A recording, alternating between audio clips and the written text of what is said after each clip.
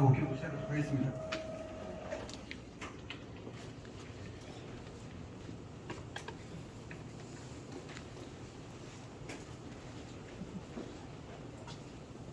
예, 반갑습니다. 황금알 농법 대표 박기입니다. 반갑습니다. 예, 우리 지역의 그 농작물 재배에 대해서 하여튼 전체를 한번 풀어보도록 하겠습니다. 토양에서 재배되는 우리 작물들을 안정화 생산하면서 우리가 자원을 좀 절약하면서 우리 작물을 재배하는 방법 프로그램에 대해서 말씀드리도록 하겠습니다. 잠깐 카메라 설치하고 보겠습니다.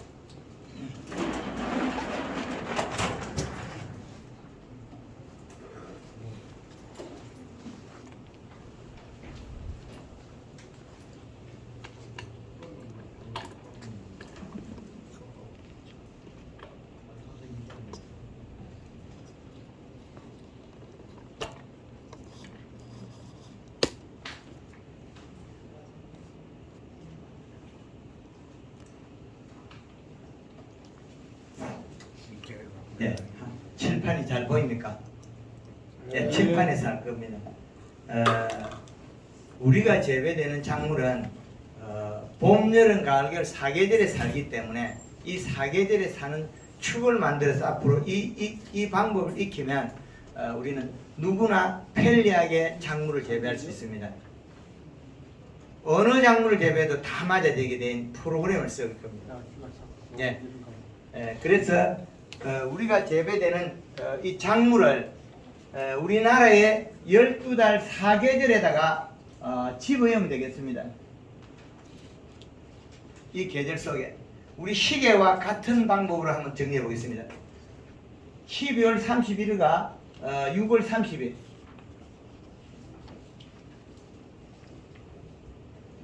이건 기록을 안 해도 집에 가서 유튜브를 틀면 나오는 겁니다. 3월 31일, 9월 30일 이렇게 다 축을 잡아놓고 그 다음에 이 사이에 2달씩 집어넣으면 월이 됩니다. 1년 12달이 됩니다. 자, 1년 12달을 만들어 놓고 나면 이 계절은 우리가 작물을 재배되는 우리 지금 현재 날짜까지 다 나오게 돼 있어요. 1월, 2월, 3월, 4월, 5월, 6월, 7월, 8월, 10월, 11월. 자, 이러면 12달이 됐습니다. 이 12달 속에 제일 좋은 기가 1월 15일. 좋은 7월 15일이 제일 좋습니다.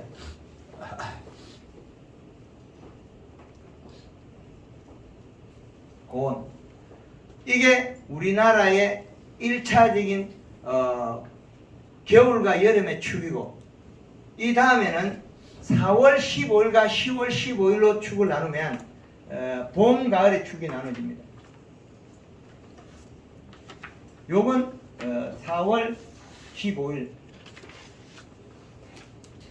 10월 15일 이 네 가지 축을 만들어 놓고 나면 우리는 여기에서 필요한 수분과 비료량을 알게 됐어요. 땅에서 재배되는 작물은 토양의 수분이 35에서 45%를 맞추면 됩니다.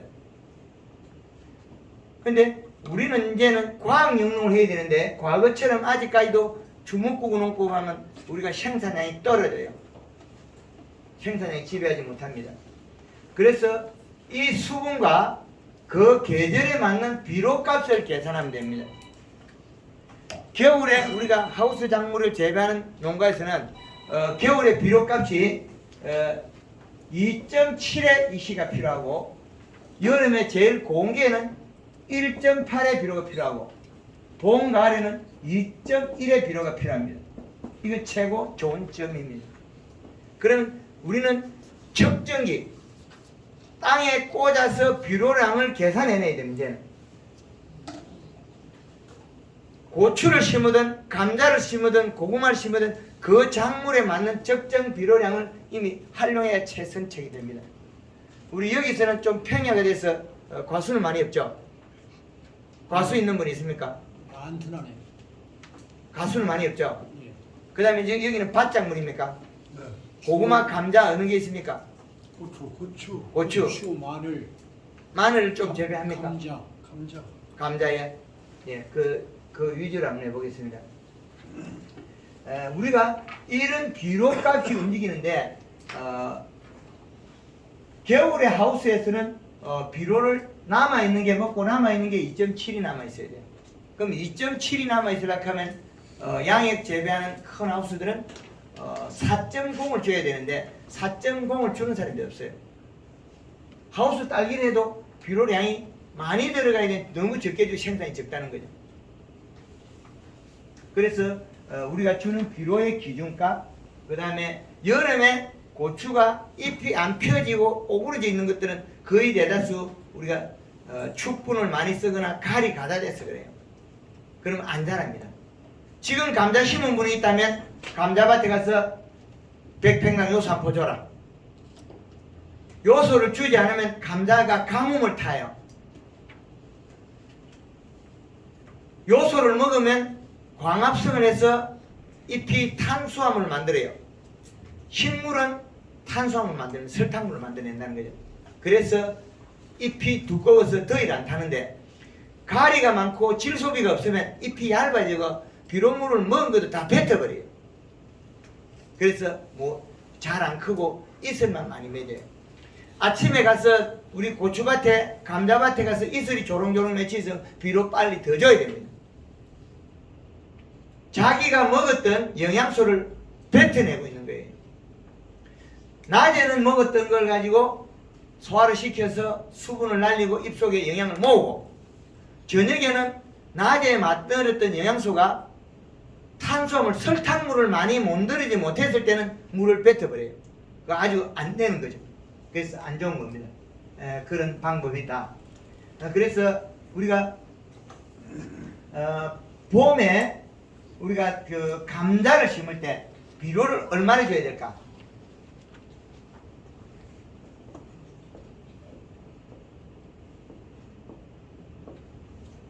봄 감자를 심을 때 비료를 얼마를 넣어야 감자가 많이 나올까죠? 근데 이거는 조사하지 않으면 잘 알기는 어렵습니다. 토양 분석해가지고 인산가리가 많으면 인산가리를 주어서는 안 됩니다. 그러면 인산가리를 주는 순간에 생산량이 감소합니다. 퇴비를 줬다고 해서 생산량이 늘어나냐? 그렇지는 않습니다. 퇴비 속에 염이 많아서 그래요. 축분에 가서 조사를 해보면 축분 속에 염이 높습니다. 그래서 그렇습니다. 그래서 우리가 염이 안 들어간 비료, 인산과 가리가 없는 비료, 그건 요소입니다. 그래서 우리가 그냥 감자를 심겠다. 그럴 때 비료를 밑비료를 기비를 어떻게 세야 되냐? 감자에 우리는 기비 밑비료 이도 저도 모르면 요소 한 포, 그 다음에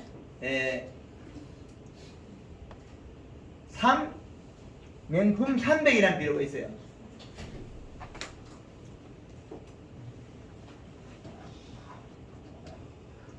요 놈의 비료가 어떻게 구성되어 있냐면 질소가 30에 10에 인산이 8이라는 가리가 들어있어요. 요 놈을 한 포를 넣으면 총 질소량이 우리는 얼마가 되느냐? 30에 46을 합하면 총 비료량이 76이라는 숫자가 나와요. 76이 되면 감자가 많이 나올 수 있는 첫째 조건이 됩니다. 76이라는 숫자는.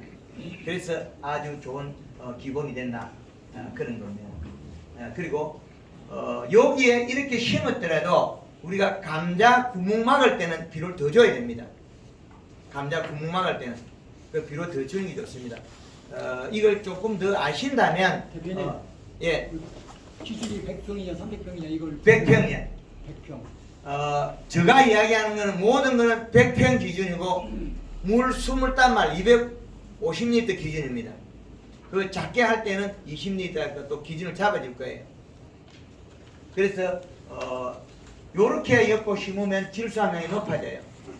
그리고 또 여기에다가 우리가 추비를 요소를 한 2% 정도 끼얹어주면 감자가 정말 많이 나와요. 그러면 감자가 우리가 우비료 우리가 구멍 막을 때 정도 돼서 요소 추비를 한 포라고, 그 다음에 곱필 때 이때 요소를 한 포 더 해주면 총 요소가 3포가 넘게 들어갑니다. 그러면 감자가 나오는 양이 요 질소 함량에 비례해서 나올 거예요. 요거는 인상가리가 우리 퇴비를 쪼가야 인상가리가 충분할 때 설계를 뽑은 겁니다. 우리 토양에는 거의 대다수가 인상가리가 과다되어 있습니다. 인상가리가. 그래서 그 방법을 사용해야 된다. 방법을 아주 중요합니다. 이렇게 하고 잎에다가 영양을 줘서 이동을 시키면 뿌리가 많이 뻗쳐서 그 비료를 먹고 생산이 많이 나옵니다. 이 방법이 아주 좋은 방법입니다. 그리고 우리가 심는 고추, 우리가 고추를 심는다고 해서 고추에 비료를 많이 쓰게 되면 나빠집니다. 적게 쓰고도 효과 좋게 하는 게 제일 좋은 방법이에요. 고추에 우리가 좋으라고 퇴비를 많이 주면 고추는 어릴 때 비료를 적게 먹어요. 감자는 어릴 때 비료를 많이 먹어요. 감자는 저온성 작물, 고추는 고온성 작물. 작물 자체가 행동하는 게 다릅니다. 계절적으로. 고구마도 고온성 작물. 그래서 작물별로 차이가 있습니다. 그래서 고추는 고온성 작물이기 때문에 감자하고는 다릅니다. 그 고추도 비료를 얼마나 써야 돼? 우리가 고추에 축분, 우리가 퇴비를 많이 썼다. 퇴비량이 많으면 밑비료 100평당 요소 한 포만 쓰는 게 제일 좋습니다. 왜 요소를 한 포를 쓰라 그랬냐면 우리가 전문적으로 재배를 할 경우에는 이 시를 측정해서 잘 하겠지만은 우리가 전문적으로 안 하고 텃밭은 우리 먹거리 정도 뭐 한 100평, 200평, 뭐 500평 미만 심는다면 정확도가 떨어지게 돼 있어요. 그러면 우리가 거기다가 완벽한 시설을 안 한다는 겁니다. 관수 시설이라든지 쿨러 시설이라든지 물을 제대로 못 주기 때문에 뿌리의 비료값이 가물어 가지고 우리 가뭄에서 이식값이 올라가 버리면 이파리가 쪼글쪼글하게 자라질 않습니다.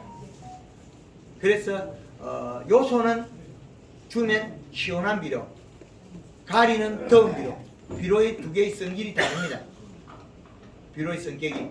그래서 요소 한 포를 넣고 그 다음에 잎이 표지가 잘 크면 추비할 때 그때 봐서 NK를 30다시 쓰면 됩니다. 추비할 때.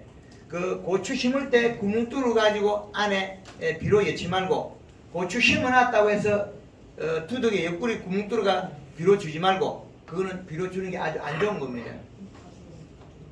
비료 주는 게. 그래서 고추에 그 우리가 심을 웁비료는 고추가 주렁주렁 열었을 때, 우리가 요소를 직접 주는 게 좀 버겁다, 좀 하기가 불편하다 싶을 때는 요것도 요 명품 300을 주는 게 좋습니다. 요 비료를 주면 한 포를 주는 것 같으면 헛골에다가 요것도 괜찮은 방법입니다.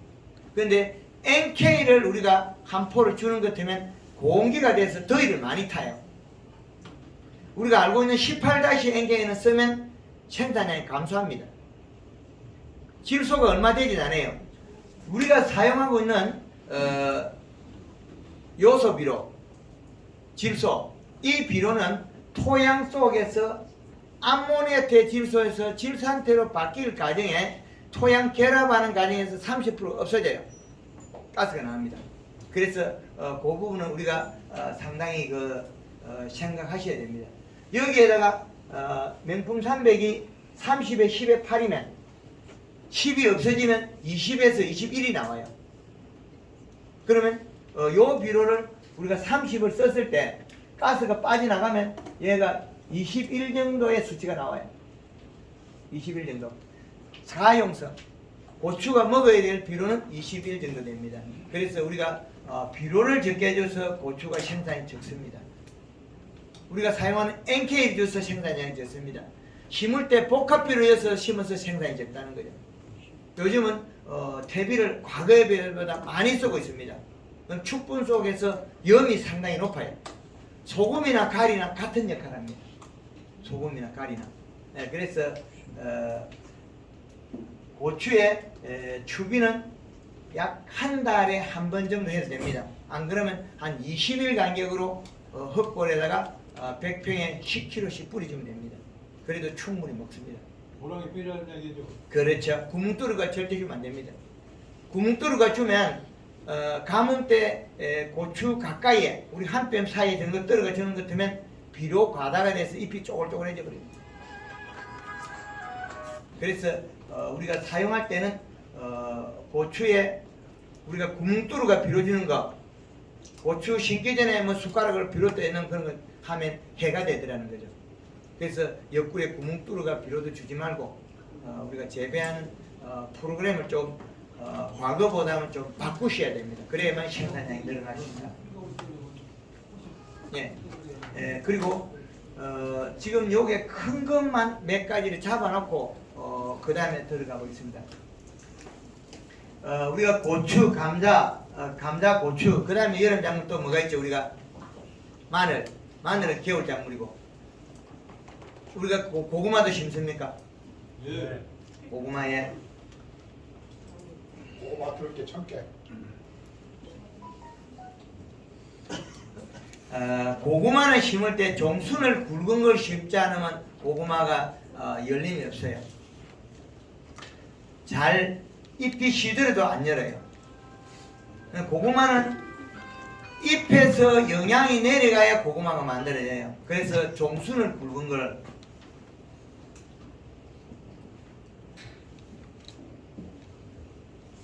종순이 굵은 것. 그럼 1차적입니다. 요걸 심을 때 시들지 않아야 됩니다. 시들지 않아야 됩니다.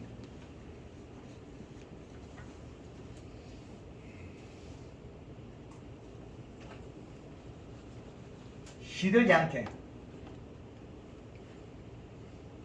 시들지 않게. 시들면 잎에서 영양 생산을 못하기 때문에 뿌리가 내려서 중간 뿌리, 고구마 뿌리가 잎이 있고 여기에서 이렇게 나와요. 근데 이 중간 뿌리가 고구마가 만들어질까 말까 하다가 또 가다가 만들어질까 말까 하다가 이런 거 보시죠. 왜 그러냐면 잎이 두꺼워야 잎 두께가 얇았어요. 그럼 연매십이 돼가지고 영양을 줘버리면 여기 고구마가 만들어지고 또 여기 만들어지면서 힘이 잘 안 생겨요. 고구마는 영양이 내려가면서 먹고 감자는 올라오면서 먹기 때문에 이상이 없어요. 감자는 비료를 늦게 주나 일찍 주나 감자에 아무 해가 없습니다. 그러나 고구마에는 잎의 두께가 얇아지면 고구마는 안 됩니다. 제일 문제가 여기 있어요. 그래서 고구마를 우리가 비료를 좀 100평당 2포 심으면 고구마 안 되겠죠? 괜찮아요. 2포 정도 심었다가 고구마를 사다 심어. 그래서 고구마가 한 뼘 정도 되면 캐보면 10거 안 될 거 표가 나요. 한 연한 폭이 파보고 우리 고구마가 안 늘었다. 그러면 비가 며칠 오는 날 고구마를 덩쿨을 잘라가 밑에 거 뽑아내고 새로 심으면 됩니다. 그러면 이제 덩쿨이 한 뼘 나갈 때 통통하죠. 그걸 심으면 고구마 잘 열어요. 그러니까 고구마 종수는 굵은 걸 사야 되기 때문에 그렇습니다.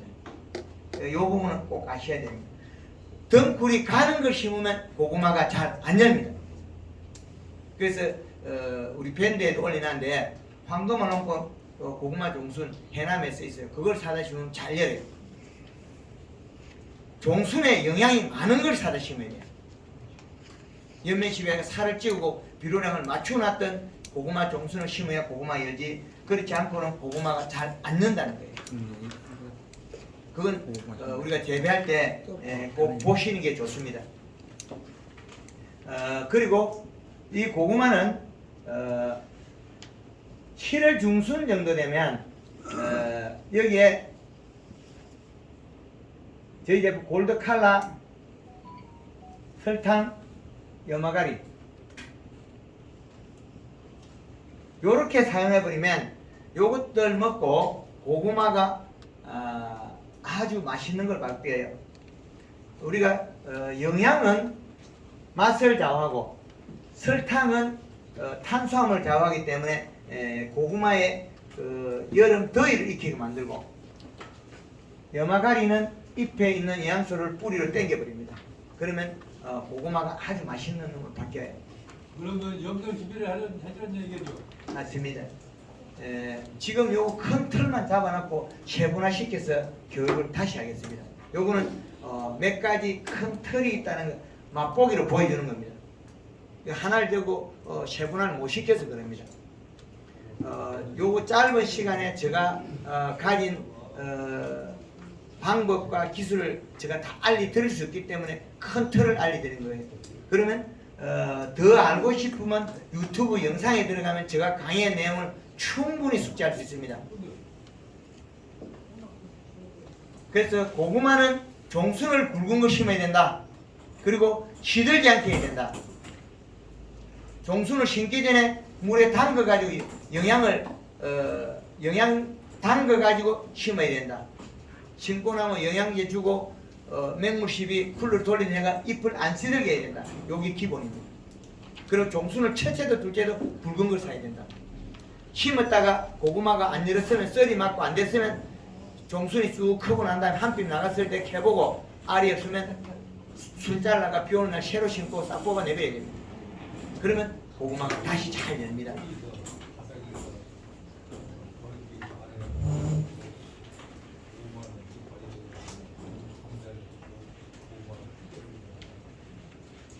고구마 심어가지고 올해 며칠 전에 영암에 가니까 고구마가 썰이 맞아버렸기 때문에 올해 고구마는 생산량이 많이 적습니다. 썰이 맞아 지상부 얼어버렸기 때문에 밑이 안 달린다는 거예요. 그래서 잎이 두꺼워졌을 때 고구마가 될까 말까 그런 것들이 많이 생긴다는 거죠. 잎이 뿌리의 양보다도 빨리 두꺼워지지 않으면 고구마가 안 만들어져 버려요. 근데 고구마의 특성이 그래요. 덩쿨이 멀리 가서 저쪽에 땅에 뿌리를 박아도 또 열 수 있기 때문에 그러거든요. 감자는 다른 데 박아가 뿌리를 못 열어요. 그래서 죽거나 사나 감자는 영양만 주면 밑에 감자가 열어요. 시원하고 비료가 많고 잎이 두꺼우면 감자가 계속 여는데 고구마는 안 그렇습니다. 덩쿨이 나가서 다른 데 박아서 또 자라면 되기 때문에 그 역할이 다릅니다. 그렇게 하시면 되고, 그 다음에 우리가 밭작물을 하신다면 여름에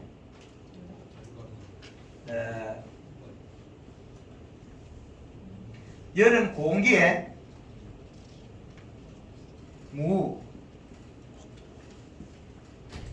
배추, 이 무 배추를 여름에 심으면 안 되겠죠. 여름에 한여름에 심을 건데 안 되겠죠. 안 되지요. 고래기밖에. 그 고냉지하고 여기하고 차이는 잎 두께밖에 없어요. 황금알 농법에서는 적이 되는 데 여기 똑같이 되게 만드는 게 황금알 농법이에요. 우리가 여름에 7월 초에 무를 심으면 돈을 많이 벌 수 있어요. 그런데 안 심죠. 왜 안 심냐면 더워서 안 되기 때문에 안 심죠. 그런데 더위를 익히는 방법 아주 간단히 나와요. 요 놈을 심을 때 여름에 무를 심으면 올라오자마자 흙에 쌍겨 죽어요. 그러면 뭘 해야 되냐? 여기에다가 우리가 무를 심고 톱밥을 쓰면 됩니다. 톱밥을 안 하면 절대 안 되어요. 우리가 여름에 양파 모종구 넣고 뭐합니까? 톱밥 뿌리죠. 네. 참깨도 요즘 이제 뜨거울 때 심으면 안 납니다. 근데 톱밥 얹어놓으면 한 놈도 안 나는 놈이 없어요. 다 나요. 톱밥을 얹어놓으면 무가 잘 납니다. 그 다음에 나고 난 다음에 요 무는 잎 두께만 두꺼우면 절대 더 일 안 타요. 잎 두께만 두꺼우면. 그럼 잎 두께는 뭐냐면 잎 속에 들어있는 설탕물이에요. 설탕물을 뭘로 요소로 만들었거든요. 요소만 잘 주면 얘가 해가 없게 돼 있어요. 근데 요소를 아무리 줘도 안 되는 게 나와요. 뭐냐면 비가 와서 잎 속에 있는 영양이 다 빠져나가 갚을 때 문제가 되거든요. 그러면 비 오기 전날 요놈을 갖다가 설탕물을 잔뜩 치놓으면 요놈이 돌덩이처럼 땅에 영양이 들어있어요. 그러면 비가 아무리 와도 괜찮아요. 안 죽어요. 여름에 배추도 역시 마찬가지로 설탕물을 잔뜩 쳐놓으면 비가 와도 남아있어요. 그 얼마를 넣어야 되는 그 양 차이겠죠. 그러면 여름에 배추가 무 배추가 잘 되는 방법이 처음에 심었을 때는 톱밥으로 온도를 낮춰주고 그 다음에는 설탕 양 차이다. 설탕은 뿌리에서 설탕을 역할하는 것은 요소고 잎에서는 설탕이 직접 들어가면 된다. 요겁니다. 근데 얼마의 양을 넣을까? 요 차이겠죠. 물 한 말에 제일 기본은 40g 20리터에 40g 20리터 물에 설탕이 40g이 제일 기본입니다. 20에서 40. 그러나 이 양은 여름에 우리가 고농도를 쓸 때는 얼마까지 써야 되냐면 10배까지 쓸 수 있습니다. 그래서 지금의 우리가 고추밭에 쓰고 고추밭에 마늘밭에 양파밭에 쓰는 거는 설탕이 지금 약 120g이 좋습니다. 감자밭에 쓰는 게 지금 현재라면 120g이 좋다. 그러나 여름에 무나 배추밭에 내가 배추를 돈 빨리 벌려고 여름에 심었다. 7월 초에 배추를 심었다. 죽느냐 사느냐겠죠. 죽는 게 80%예요. 원래 죽게 돼 있어요. 왜? 심으면 비가 오는 순간에 잎이 큰데 영양소가 빠져서 뿌리를 다 가버리고 없어요. 그러면 햇빛 나면 시들어 죽어요. 안 시들어 죽게 하는 거는 비 오기 전날 우리는 연면 11에서 설탕을 얼마를 줘야 되는 거겠죠. 설탕 양을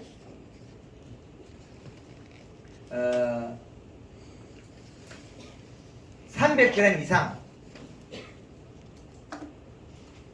300g 이상을 주면 고추밭에도 비가 며칠 온다 그러면 그 전날 영양제하고 설탕하고 300g을 설탕을 띄어가지고 쳐버리면 일주일 내비 와도 고추가 멀쩡해요. 비 그치고 나다 절대 안 시들어요. 설탕 좀 더 넣으면 되거든요. 뿌리로 내려가고 남아있으면 안 시들어요.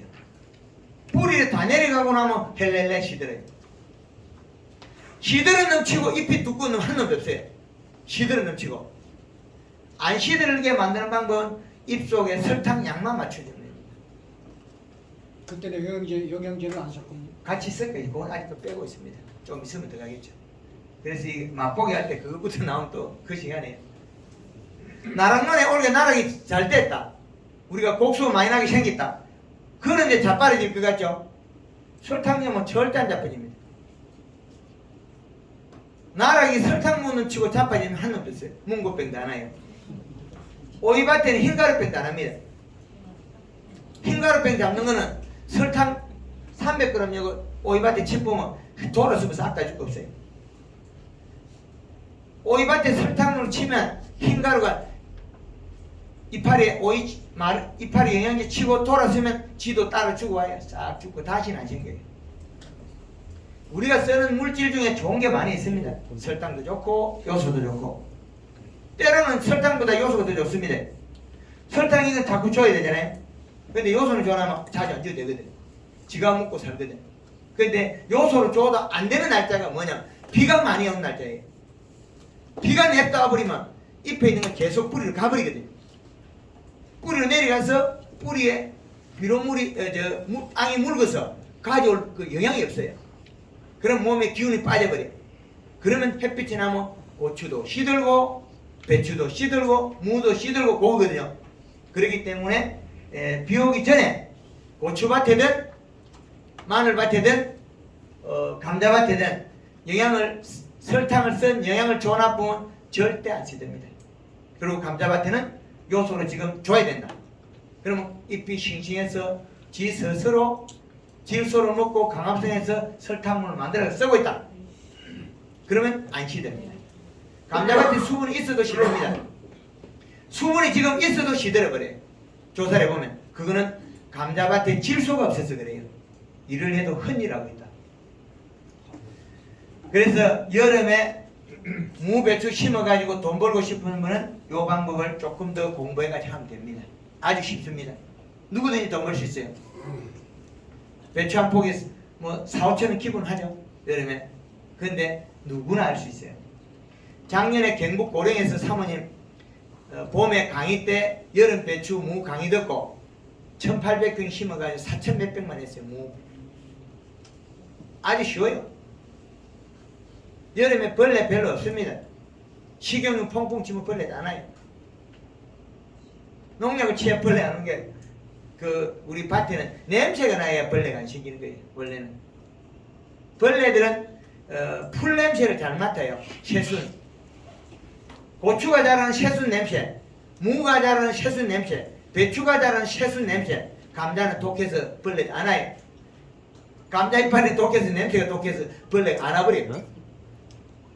열무를 봄에 그 알타리 무슨 거나 벌레 금방 뜯어먹어요. 배추 심어도 뜯어먹어요. 감자는 뜯어먹으면 지가 속이 아파서 도망가야 돼. 그래서 나비들이 코가 아주 좋아요. 냄새를 아주 잘 맡아요. 그래서 나비들이 냄새를 못 맡게 만들면 벌레가 없어요. 나비들이 냄새를 못 맡고 그게 아주 중요합니다. 무, 배추 심어가지고 돈 벌고 싶은 거는 하셔도 됩니다. 설탕 몇 포트 사면 되거든요. 그리고 우리가 마늘 감자 추비는 지금 해야 돼요? 해야 돼요. 말아야 돼요. 돈 벌고 싶으면 하고 돈 벌고 싶으면 안 하고. 추비 요소 안 주면 뒤지게 고생해야 돼요. 물 준다고. 수분이 있어도 시들어 버리거든요. 수분이 있어도 시들어요. 왜 그러냐면 뿌리에서 먹고 설탕물을 못 만들면 이게 낮에는 어째 먹고 기공을 수분을 날려요.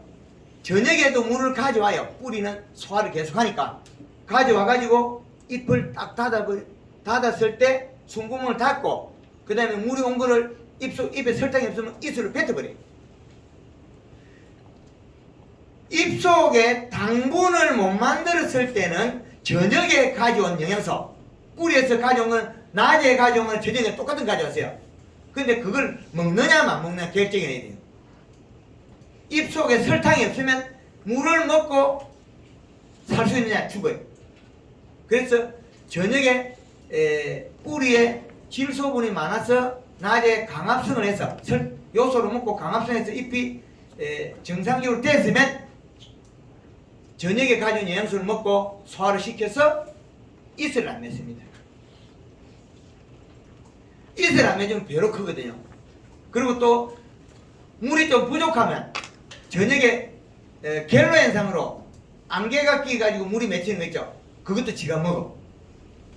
그것도 먹어요. 물이 좀 작아도 견뎌요. 근데 요소가 없으면 금방 시들어 펴 죽어요.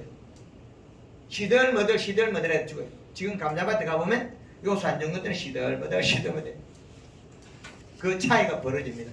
그래서 여름에 우리 들에 가보면 발행이 잔디 그 낮에는 고시라지고 비뚤어진 놈이 아침에 가면 물을 뱉어내밀고 있거든요. 동글동글하게 물이 맺혀있죠. 그 물을 따먹어보면 숟가락을 제가 받아 먹어보면 맹탕이에요. 아무 영양가 없어요. 그런데 하우스 딸기밭에 가서 숟가락에 물을 따면 이 목이 따가붙어요. 비료를 작게 주면 비료를 뱉어버려요. 뭘 작게 줘서 그냥 요소를 작게 줘서 그래요. 요소를 먹고 나면 설탕물을 만들어서 그 다음에 영양을 계속 행동해서 대사량이 빨라요. 근데 요소를 너무 적게 주고 있죠 우리나라에 지금. 그래서 농작물이 안 된다. 그 차이입니다. 감자밭에 비료 앞으로 100평당 2폰을 주이소.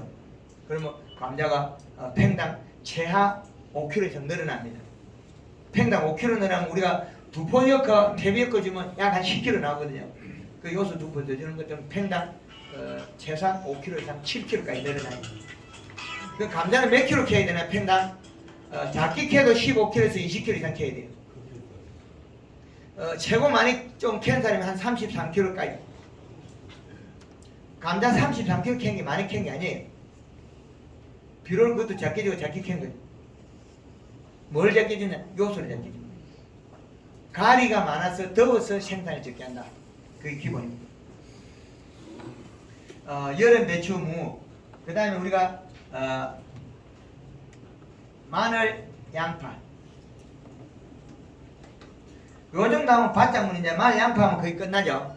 뭐 들깨, 참깨 그것들은 뭐 거래 많은 걸 안 줘도 연면시면 이제 잘 돼요. 그것들은. 그래서 양파, 마늘 심을 때 비료를 얼마나 줘야 되느냐죠. 양파 심을 때 비료 5번 주는 사람 있습니까? 100평에 6번 주는 사람, 10번 주는 사람 없지요? 한두 폼은 되지요. 예. 요놈들은 다비성 작물인데 어떻게 해서 비료를 많이 넣어야 되느냐 이거. 요놈이 보면 겨울에 2.7인데 이건 하우스거든요. 노지는 2.7보다 더 있어도 괜찮아요. 봄에 2.7이 있어도 괜찮아요. 노지이기 때문에.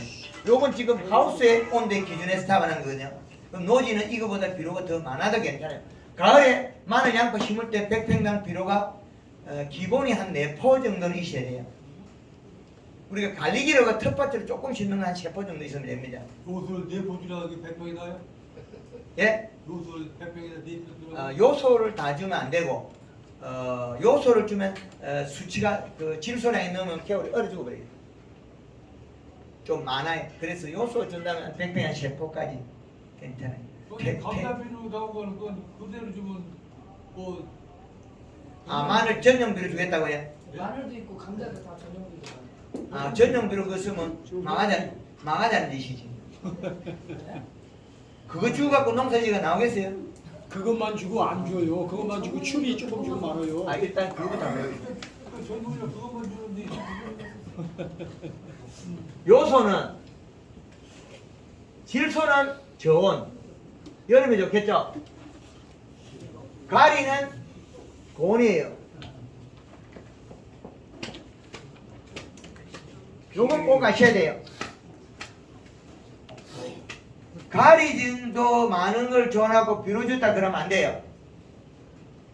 가리 요 비료가 인상 가리를 우리 조합하면 의령에서 100평당 마을 심을 때 6포였단 말이에요. 밑비료를 완전성 코팅 비료를 22% 정도 100평당 6포를 이어가 심고 요소 추비 6개 하고 12포를 주고 농사를 지었어요. 10포 정도 요소 4포 100평당 요소하고 합해가 총 10포로 농사 지니까 15kg가 안 나오더라고. 작년에 더워서 15kg 마늘이 나오려고 해다가 11kg 나오니까 기분이 나빠서 말을 안 해요. 15kg 나와야 되는데 11kg밖에 안 나왔다는 거죠. 11kg 나오면 일반 농가 재배에 1000평을 심으면 2000평보다 소득이 높아요. 마늘을 심는 순간에 우리가 기본 공제량의 생산비가 있어요. 마늘값이 비싸면 한 3kg만 돼요. 올해처럼 마늘이 그러면 4kg를 먹어버려요. 4kg를. 올해 마늘이 기본이 7kg를 만들었다. 그러면 4kg를 빼버리면 3kg가 난 말이에요. 그죠? 4kg 생산비가 들어가요. 그럼 3kg 남겠죠. 전체 면적은 3,000평을 심으면 7kg, 총 합하면 21kg나 맞아요. 그런데 내물 건 얼마 나와요? 9kg밖에 안 나와요. 이거 다 해도 9kg밖에 안 나와요. 3,000평에 다 떨어지고 나면 일단 9kg 나오죠. 그런데 작년에 우리 해운 농가에서 얼마 나왔나? 11kg 나왔단 말이에요. 11kg 나와서 3kg 다운하면 8kg가 남아요. 8kg 나오면 요놈은 3,000평은 별 차이가 안 나죠. 근데 올해는 더 나올 거거든요. 한 15kg 이상 나올 거란 말이에요.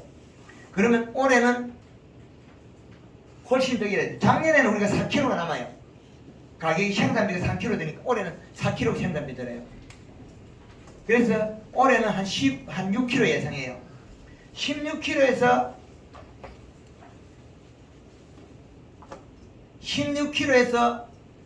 생산비 4kg 빼고 나면 11kg 남아요. 근데 일반 농가 올해는 7kg 나오면 3kg밖에 안 남아요. 3,000평을 심어도 9kg밖에 안 나와요. 9kg 이거 갖다 대면 얼마 차이 납니까? 16에서 살을 뺐는데요. 11kg 남죠. 12kg가 나오지. 12kg. 아, 12kg에 12kg 나와요. 그 12kg 나온 거하고 요거 4,000평을 심어야 요거 맞먹어요. 그래서 우리가 4,000평을 심는데 마늘 비료 얼마 줘요? 우리가 1,000평에 한 4포 정도 쓰거든요. 4포. 1,000평에 4포 쓰는 것 같으면 우리는 100평당 4포 쓰면 1,000평에 농사 지면 10배. 40포를 써야죠. 40포를 쓰는데, 근데 40포를 쓰는데 우리는 1,000평에 얼마를 쓰느냐? 100평당 12포를 쓰니까 120포를 쓰죠. 100평당 12포를 썼으니까 120포를 써요. 예, 120%. 예, 120포를 쓰면 우리가 훨씬 더 많이 벌죠. 그 마늘은 비료를 워낙 많이 먹기 때문에 따로 줄 수가 없어요. 12포를 주고도 아직 작다고 결론이 났거든요. 12포를 마늘에 줬는데 아직도 작다. 그래서 내년에는 마늘을 횡당 20kg 도전하려고 그래요.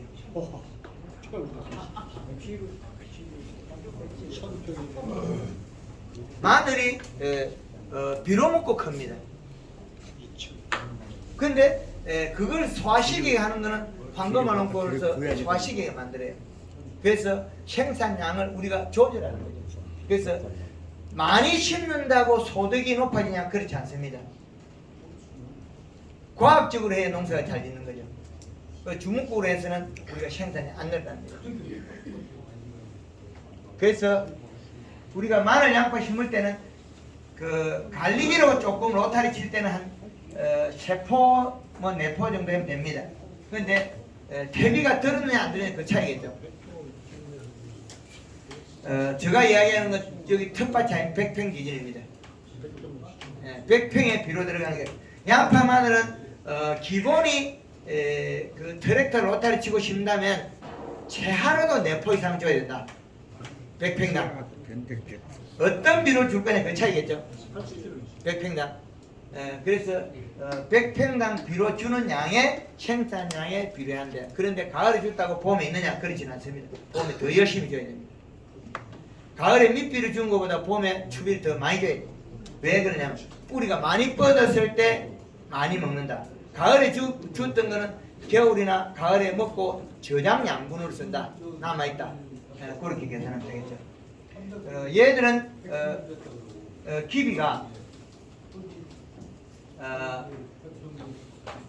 코팅 비료를 쓸 거냐 요소를 쓸 거냐 이 차이입니다. 코팅 비료를 써보니까 얘네들이 실질적으로 퇴비 주고 하니까 그거 다 묵더라는 거죠. 문제는 너무 많이 남아있더라는 거죠. 100평당 6포를 주기는 줬는데, 코팅 비료를 줬는데 남아있는 양이 마늘 수확하고 벼를 심고 겨울에 흙을 뜨고 올해 다시 6포 엮고 흙을 뜨고 두 놈을 조사해보니까 같더라는 거죠. 벼를 심고 1년 지나도 토양 속에 인산가리는 안 없어져요. 많이 남아있다는 거죠. 벼를 심어도. 기술센터 측정기 우리 토양 분석이 아주 좋습니다. 그런데 우리는 잘못 배우면 인산이 불용성이다. 그거 다 보입니다. 그 기술센터 양양이 나오면 인산을 많으면 안 줘도 됩니다. 가리가 많으면 안 줘도 돼요. 많이 줘서 탈이 나는 게 인산과 가리. 작게 줘서 탈이 나는 게 요소, 질소입니다.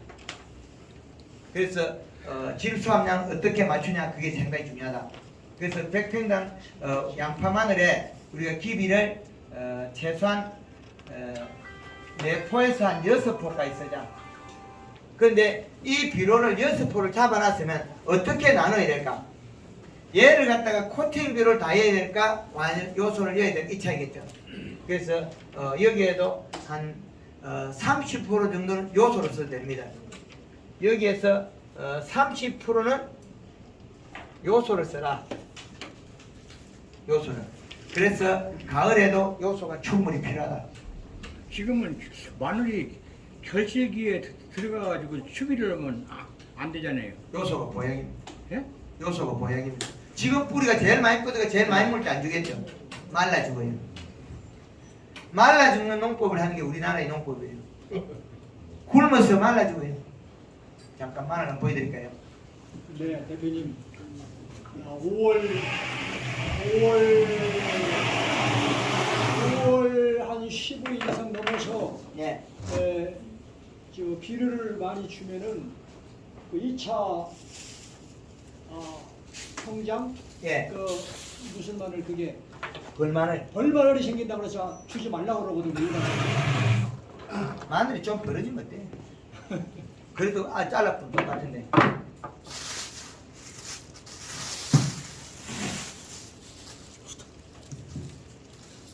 요게 엊그저께 간 강원도 춘천에서 간 그 우리 그 홍산 마늘. 얘는 염에 강하기 때문에 가리를 먹어도 잘 자라요. 소금이 많아도. 그건 우리가 재배하는 육종 마늘이나 스페인산은 가리 비료에 좀 약해요. 가리가 많으면 잘 말라요. 아랫잎에 잎 속에 노란 반점이 치면 질소 부족 가리 가다예요. 질소 부족 가리 가다.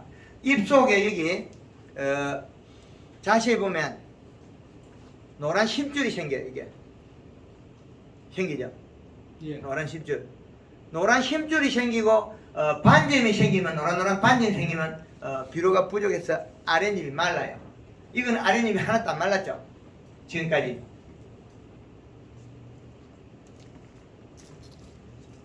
요놈이 일반적으로 재배한 마늘. 왜 단단하냐 하면 여기 쫑알이를 안 뜯어서 여기 단단해요. 말릴 때. 쫑을 뜯어보면 멀컹멀컹해요. 그래서 마늘 쫑을 일찍 자르는 것도 그리 좋진 않아요. 여기 돼지 꼬리처럼 감고 나서 자르면 좋습니다. 요거 일반 마늘. 요거는 비료 좀 많이 먹은 거. 크기가 다르죠. 그래서 요는 마르면 얘는 많이 커요. 아랫게 그 밭에서 뺄 때는 크기가 비슷했거든요. 뺄 때. 떼고만 굵지. 근데 지금 많이 컸죠. 수확하고 났는데 컸다는 얘기죠. 아랫게 제가 저거 촬영하고 뽑았거든. 유튜브에 촬영하고. 그 뽑을 때는 크기가 비슷해요. 요놈이. 요걸 뽑아가지고 껍질을 까놨거든요. 요 두 놈을.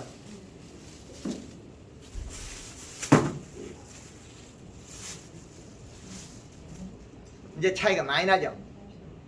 뽑을 때는 같아요. 요거는 줄기만 크고 비료를 많이 먹은 놈.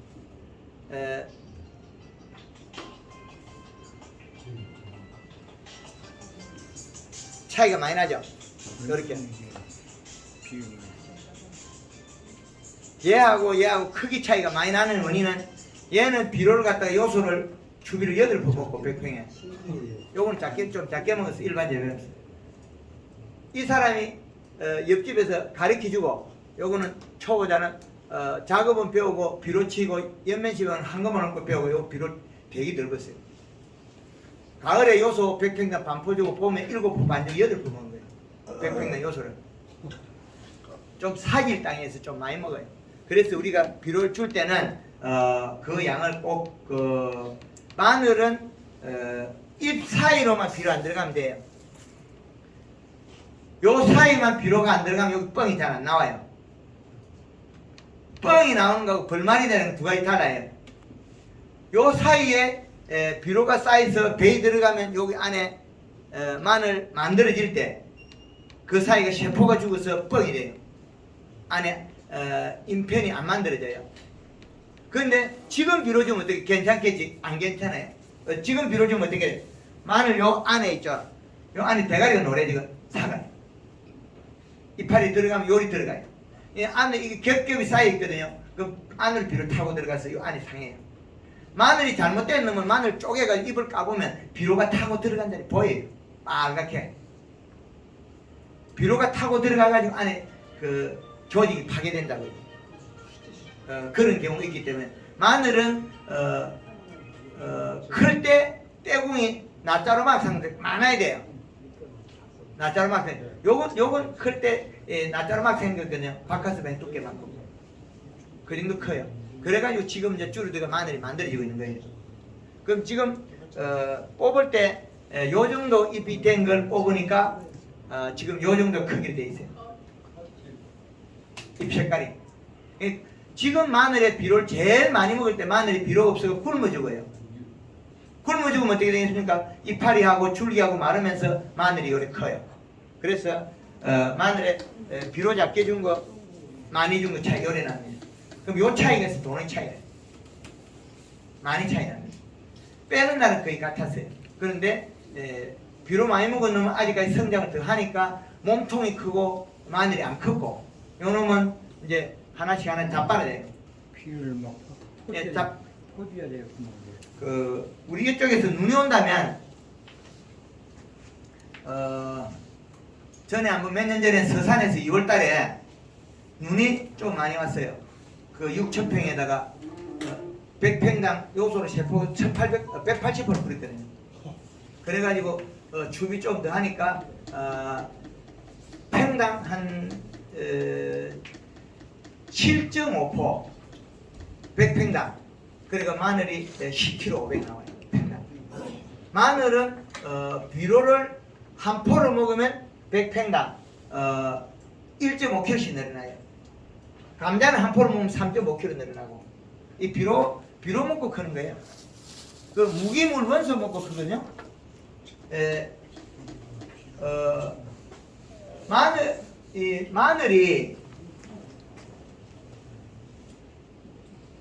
마늘이 질소 함량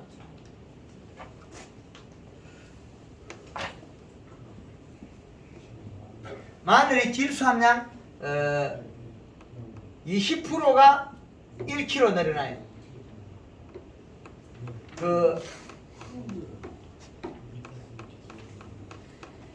이게 30%라고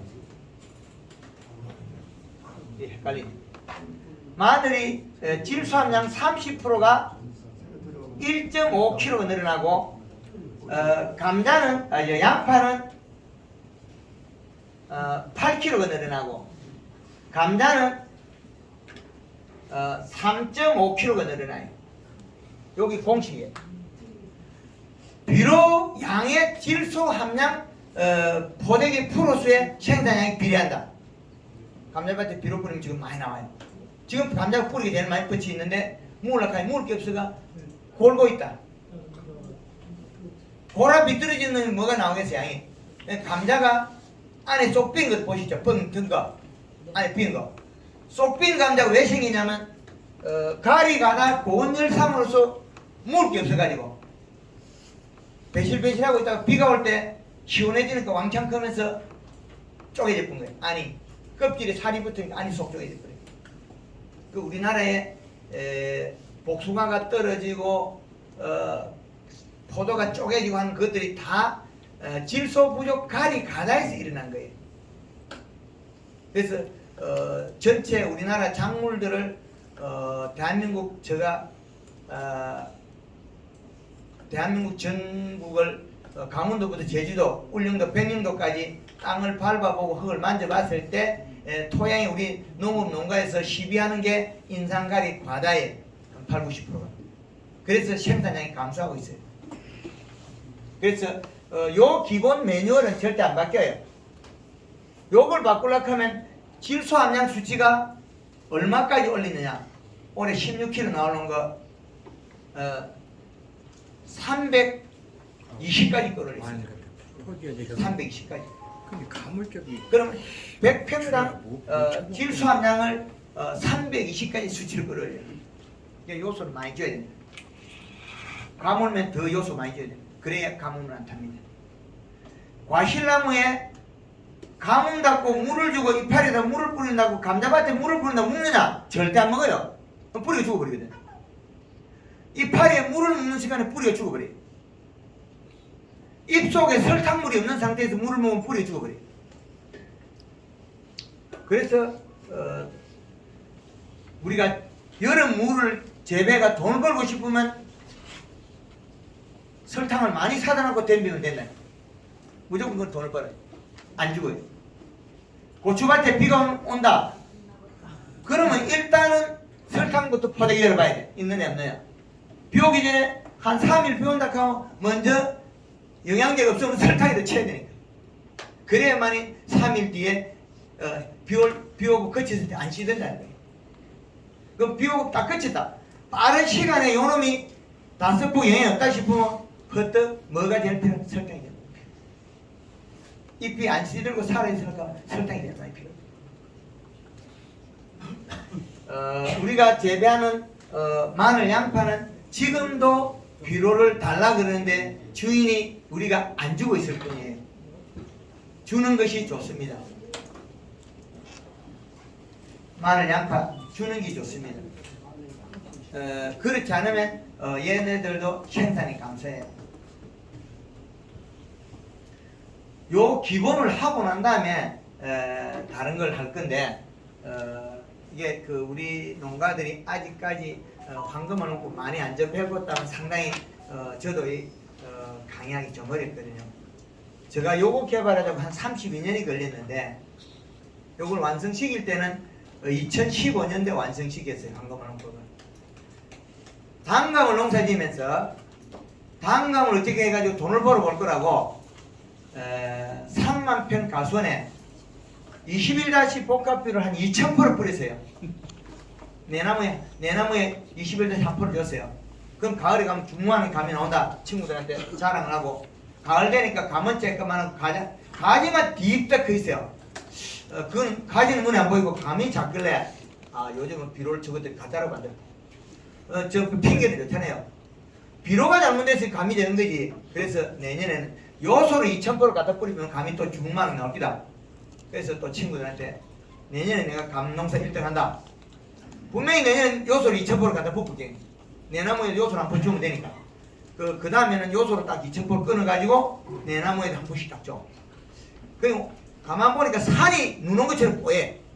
온 산이 뽀해. 그렇기나 말기나 비료가 농사를 짓는다면 한 포를 일하는 사람 딱 제껴놓고 제가 딱 꿀러가지고 두나무에다가 한 포를 갈라주려고 하니까 이 겁이 나서 아무리 주인한테 줄 데가 없어요. 그 감나무가 아무리 커도 요딴만 해도 한 4, 50년 돼도 비료 한 포 가지고 두나무 갈라주려고 하면 손이 엉거리서 못 자요. 그 나무는 죽지 않은데 가을에 가 역시 감은 쪼매나게 잡더라. 그래서 또 시간이 지내서 개발해놓은 농법이 황금어 농법이에요. 잎에서 영양을 주지 않으니까 뿌리는 안 움직이다는 걸 찾아낸 거예요. 잎에서 먼저 마중물, 영양이 내려가고 잎이 움직였을 때만이 뿌리가 행동이 나오더라. 그 다음에 비료는 후자더라. 그 다음 문제더라는 거죠. 그래서 찾아내서 개발해가지고 공식까지 만들어낸 거죠. 1번 공식, 2번 공식, 3번 공식, 4번을 만들어낸 거죠. 그러고 나서 영양제를 개발해서 또 영양제를 회사를 차려서 판매하니까 농가들이 봄에는 네가 시키는 대로 잘 떼더만 가을에 가면 감이 쪼만하더라 이게. 뭐 때문에 그랬겠어요? 요놈 때문에 안 맞았던 거예요. 비료량이. 그래서 또 전국을 돌면서 요놈을 딱 찾아냈어요. 요걸 찾아내고 그 잎의 색깔과 모양에 대비하니까 그 결국엔 해를 주고 있는 가리더라는 거죠. 가리가 많아서 더위를 타서 안 크더라는 거죠. 그래서 또 요걸 또 찾아 개발해낸 거죠. 황금을 넣고 사계절 이식값을 또 찾아 개발해낸 거죠. 그러면 요거를 합산하면 어느 작물이든 잘 되게 돼 있어요. 그 다음에 요놈의 뭐 기계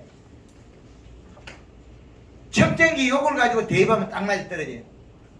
우리 농협에 몇 개 사놓으라 그랬다가 빌리를 쓰면 됩니다. 강원도 서춘천 농협에 가면 몇 개 사놨어요. 그 농가들 다 그 지도계에서 빌리가 갖다 씁니다. 밭에 딱 꽂아보고 우리 밭에 수분이 얼마고 비료량이 얼마인지 다 측정합니다. 요것이 과학의 영농입니다. 주먹구 영농 얼마입니까? 비료적이 좋더라 하는 주목구구 농사, 요거는 비료가 얼마 있을 때 얼마를 줬다. 그래서 하는 게 과학연농이라 그렇게 말씀드리겠습니다.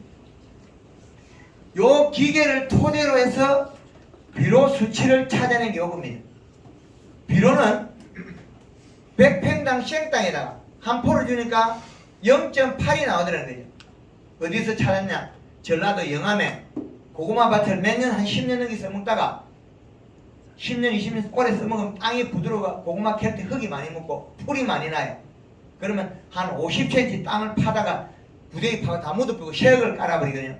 그럼 거기는 측정기 꽂으면 제로가 0이 나와요. 그 밭에 가서 측정을 해가 찾아낸 게 비료값이에요. 100평에 한 포를 치니까 0.82 이시가 나오더라고요. 그래서 요 수치는 최고 높은 수치이기 때문에 요 수치를 넘어가면 죽어요. 장애가 일어나요. 못 커요. 우리 고추가 여름에 많이 컸으면 비료가 많이 커서 그렇다. 많이 줘서 그렇다. 그거 거짓말입니다. 비료 작게 주면 고추가 키가 크고 비료 많이 주면 키가 작아집니다. 더 많이 주면 안 크죠. 안 크죠 지금? 소똥 많이 줘갖고 작으니까 지금 고추가 키가 크죠. 그 아까 그늘진 데는 좀 크죠. 그 차이가 납니다. 우리가 비료 많이 줘서 그 고추가 키가 컸다. 그것도 뻥입니다.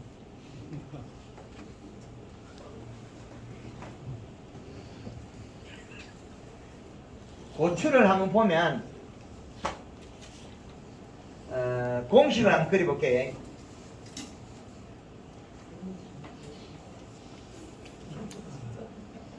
요 그림을 보면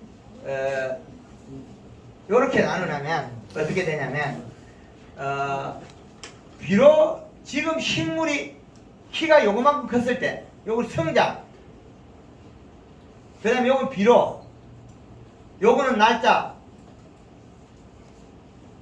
그 날짜에 성장을 했을 때 지금 요거만큼 비료 먹었을 때 키는 요거만해요.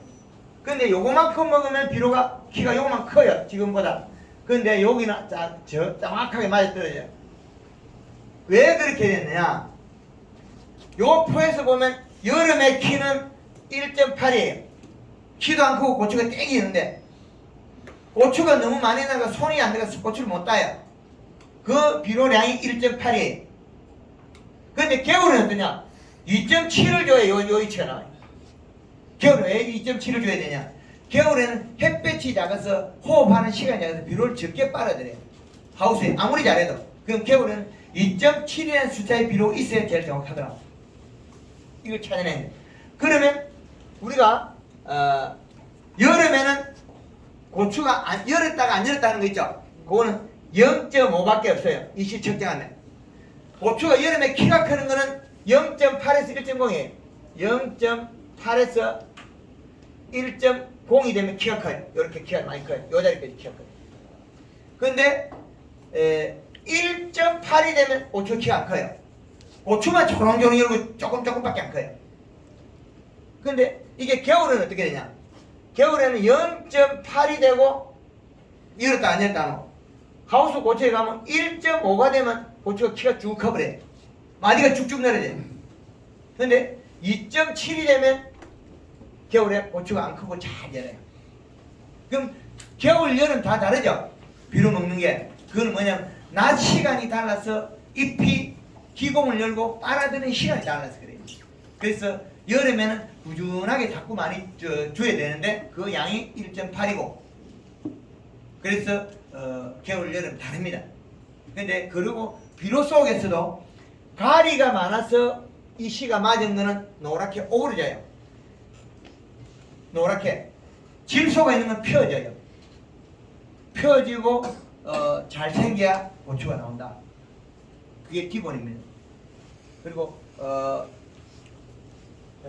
고추 잎을 보면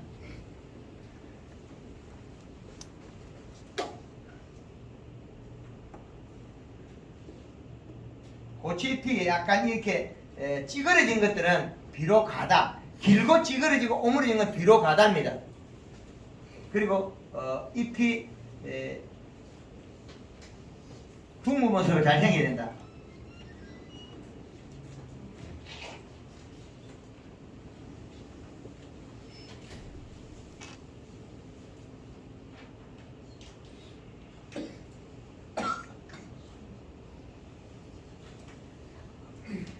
고추가 키가 제일 큰 건 이파리가 요거예요. 이파리가 둥그러지고 큰 이파리가 키가 커버립니다. 비료가 작아서. 비료가 작으면 고추 잎이 둥그러집니다. 비료가 있으면 비료가 있으면 잎이 우리가 모양이 길쭉해지고 진청색이 제일 좋은 거다. 그런데 여기가 상부가 노란색이고 아래가 진청색. 요거는 비료 과다입니다. 요거는 요 정도 노랑에다가 진청이고 잎이 쭈글쭈글한 거는 비료가 과하다. 그래서 요거 진청색이고 길쭉하게 생긴 거는 정상이다. 그런데 잎이 둥그러지면 커지고 잎이 둥그러지면 키가 크고 이건 비료 부족입니다. 요거 동그란 거는 아주 멈춰버렸어요. 많이 부족이에요. 비료 고추 잎을 보고 비료 부족을 선택하는 방법입니다. 이렇게 선택하면 누구나 잘 알 수 있습니다. 이제 이해되죠? 요건 사진을 찍어놨다가 우리가 활용하면 되겠습니다. 그래 하고 가지 마이소. 제가 요거 이제 쉬었다 하더라고 우리 조합장님 인사하고 할 수 있도록 하겠습니다. 요 내용은 이제 우리가 고추에 대한 부분 요걸 이용해서 지금 시간에 전 시간에 마무리하고 다시 쉬었다가 할 수 하고 우리 조합장님 잠깐 모시고 인사 말씀 듣도록 하겠습니다. 조합장님. 죄송합니다. 예. 예, 안녕하세요. 오늘 이렇게 좋은 이렇게 교육을 해주시는 우리 박기영 강사님 먼 길을 오셨습니다. 큰 박수로 다시 한번 환영해 주시죠. 제가 피치 못할 일이 좀 있습니다. 그래서 미리 인사를 드려야지 인사를 못 드리고 이렇게 중간에 좀 잠깐 들어오게 됐습니다. 하여튼 오늘 이 교육이 영농을 하시고 풍년농사를 이렇게 주시는데 큰 밑거름이 되었으면 하는 그런 소망을 가져봅니다. 이제 막 농번기철인데요. 건강 잘 챙기시고 3년에 풍년농사 기원을 드리겠습니다. 고맙습니다.